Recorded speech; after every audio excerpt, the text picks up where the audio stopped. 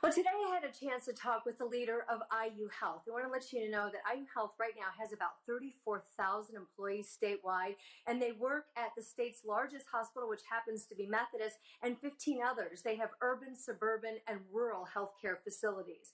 Now, Dennis Murphy told me that as things stand today, yes, they have enough masks and gowns, and moving forward, they want to get out of the intense global competition that there is right now for these supplies and make sure that they're getting the supplies right here in Indiana. We worked really closely with Cook to think about how can we re-sterilize and reuse some of our PPE. We're working with Lilly very closely on testing and testing capacity. So I may have a simple view on this, which is we as Hoosiers probably need to figure out how to be as self-reliant as possible while trying to compete and get all of the necessary equipment and supplies that we can on a national and international basis.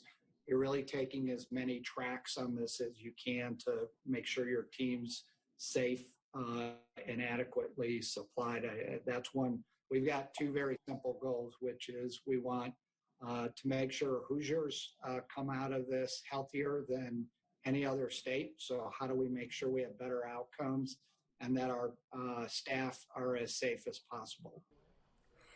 Murphy said he's always worried about his staff's mental and physical health, sharing that right now they have a double tough job because they're tasked with enforcing the testing and the visitation rules that come from the state and from the CDC. And a lot of times those rules are not playing well with distraught and grieving families. There is that second side of this. There's a whole set of research in healthcare around this notion of a second victim. And what that means is if somebody passes, what's the impact to the caregivers?